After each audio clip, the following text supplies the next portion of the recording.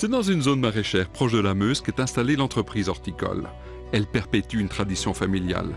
Dans les serres froides, en attendant les plantes à fleurs annuelles pour jardinières et tous les légumes à repiquer, sont des gens en culture des pensées, des laitues, des choux, des poireaux d'été et des primes verts, avec toute leur gamme de couleurs.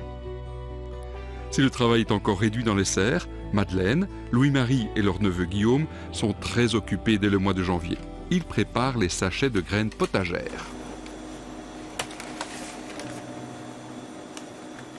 Cette année, nous avons rajouté une photo pour les semences de tomates, de manière à ce que le client, quand il rentre chez lui avec le sachet, ait une idée de la tomate qu'il espère produire chez lui.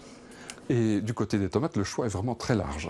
Oui, nous vendons 123 variétés de tomates différentes.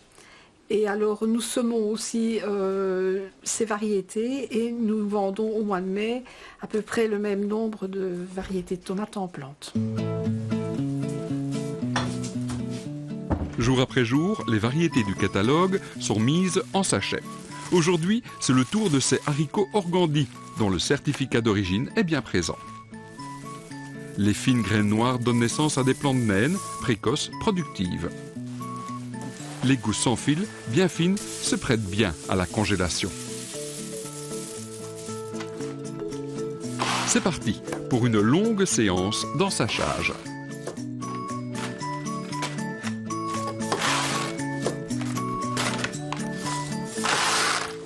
Guillaume, c'est vraiment une technologie tout en simplicité. Oui, tout à fait. Cette machine appartenait déjà à mon grand-père. Ils ensachaient déjà leurs semences à cette époque de la même manière. On détermine en fait un volume suivant le poids qu'on veut obtenir et on fait toute notre série de sachets sur la même lancée.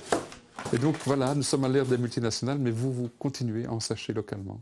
Oui, tout à fait. Ça nous permet de faire une sélection chez les différents semenciers selon nos critères des variétés qui nous intéressent, qui sont productives sous nos climats et qui donnent à l'amateur de bonnes récoltes.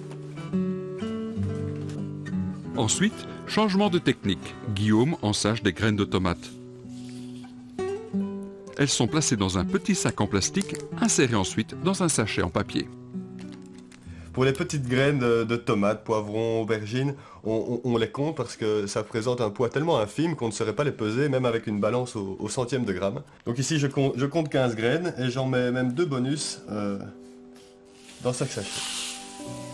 Conditionnement suivant, des graines de basilic citronné. Le volume est réglé pour obtenir 1 gramme de semence.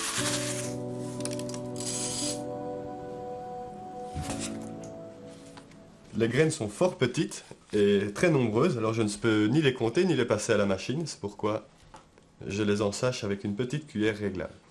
Donc j'ai des graines très grosses, comme des fèves des marais, ou très petites, comme ici du basilic ou même du céleri. Et donc j'ai des cuillères adaptées à chaque type de graines. Certaines cuillères sont de la récupération, d'autres ont été même bricolées maison avec un capuchon de rivet et une barre d'alu. Sinon la plupart appartenaient déjà à mon grand-père et ils ensachaient déjà à l'époque avec ce matériel. Progressivement, les présentoirs se garnissent. Les jardiniers passionnés par le potager ne vont plus tarder.